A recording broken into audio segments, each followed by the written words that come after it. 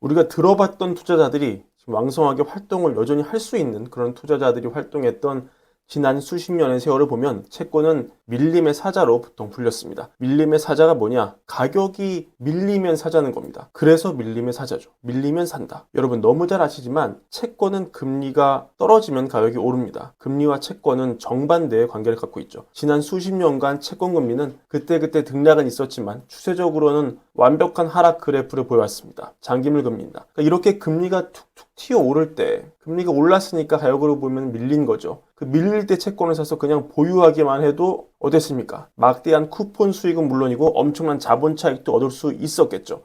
그래서 우리가 월가의 무슨 왕, 뭐 이런 레토릭을 들어보면 주식 왕으로 불리는 사람은 없어요. 물론 이제 워런 버핏은 주식 왕이라고 불러도 뭐 손색이 없는 분이죠. 위대한 분이니까. 근데 채권왕은 좀 있습니다. 따지고 보면은 그만큼 채권으로 돈을 벌기 쉬웠다는 얘기를 뜻하기도 합니다. 수십 년간 이어진 강세장에서 채권을 주로 들고 있는 사람들은 그냥 세월이 돈을 벌어주는 그런 시간이었기 때문이죠. 우리에게 채권 왕이라는 이름으로 너무나 친숙한 빌 그로스, 그는 1974년 핌코를 공동 창립한 사람이죠.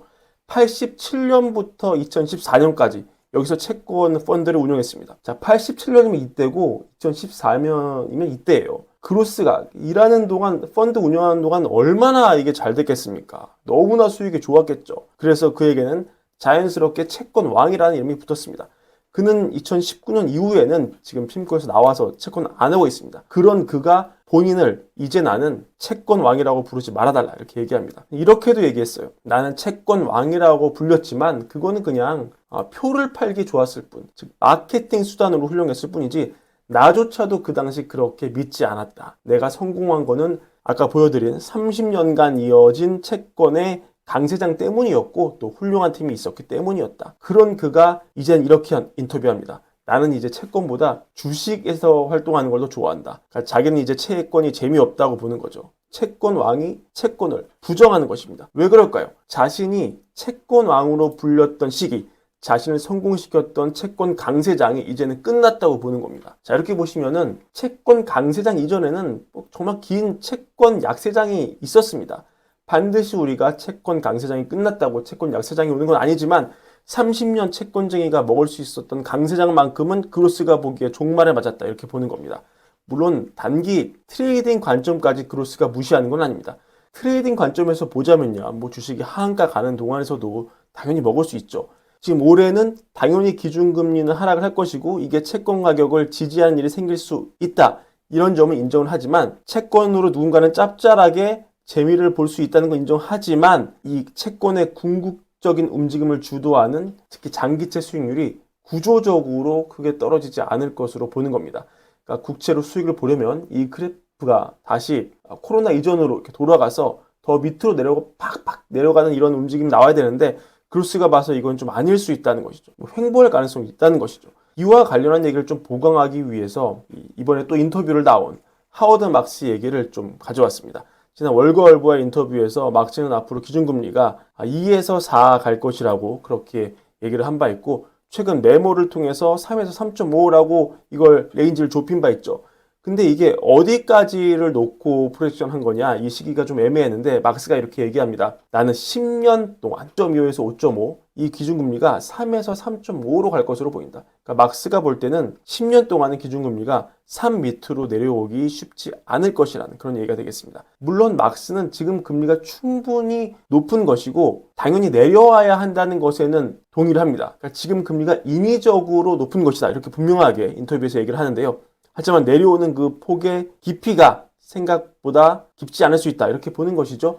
그리고 그 이후로 이번에는 인플레가 2% 플러스 알파가 될 것이다. 왜냐? 탈세계화로 세계화 시대가 끝나고 있고 비용을 낮추던 그리고 노동이 강해지고 있다. 이런 점은 물가가 생각보다 안 떨어지고 못 떨어지고 금리가 생각보다 못 떨어지는 근거로 그렇게 생각을 하고 있습니다. 그런 막스의 인사이트와 그로스의 인사이트를 합치면 자 10년간 기준금리가 3에서 3.5라고 한번 보겠습니다. 그러면 지금 이렇게 역전된 장단기 금리가 10년 안에는 반드시 정상화가 되겠죠. 그죠? 그럼 텀 프리미엄이 작동한다고 가정을 하고 기준금리부터 이렇게 올라가는 우상에서 올라가는 그런 그림이 될 텐데 기준금리가 예를 들어 3.5라면 3에서 3.5 사이라면 이 5년물 금리는 얼마가 돼야 되고 이 10년물 금리는 얼마가 돼야 되고 이 30년물 금리는 얼마가 돼야 되겠습니까? 지금 10년물 금리가 4% 초반인데 빌 그로스가 채권 왕으로 불릴 때처럼 기준금리가 3에서 3.5인 시대에 이 아래로 충분히 떨어질 수 있는 그런 공간이 있을까요? 이 막스와 그로스의 인사이트를 결합하면 우리가 앞으로 투자를 할 때 투자의 가장 근본이 되는 이 금리라는 것을 장기로는 어떻게 우리가 입력값을 세팅해야 하는지 중요한 시사점을, 중요한 인사이트를 주는 것으로 볼 수 있습니다. 금리는 결국 돈의 값이고 주식 투자를 한다면 채권 수익률보다는 당연히 위험을 짊어지고 하는 것인가 주식은 더 나와야겠죠, 수익률이. 따라서 우리가 금리의 목표치를 개개인이 정해놓는 것은 앞으로 모든 투자, 이런 주식은 또 부동산, 꼭 개개인이 나만의 예상치를 가져가야 하는 그런 부분이기에 여러분도 이 뷰를 꼭 챙겨 가셨으면 좋겠습니다. 그리고 다시 말씀드리지만 당장 지금 장기채가 못 오르니까 팔으라는 그런 얘기가 아닙니다. 트레이딩 관점에서는 당연히 기회가 있고 또 막스와 그로스 둘 다 틀릴 수가 당연히 있죠. 오늘 전해드리는 것은 10년 정도 길게 보고 앞으로 우리가 금리 전망을 어떻게 해야 하나 이런 원론적인 얘기가 되겠습니다. 자, 오늘은 금리에 대해 또 채권왕으로 불렸지만 이제는 채권왕을 거부한 빌 그로스와 이 월가월부 출연해주신 하워드 막스의 인사이트를 결합해서 한번 알아봤습니다. 항상 시청 감사드리고 구독과 좋아요도 부탁드립니다. 감사합니다.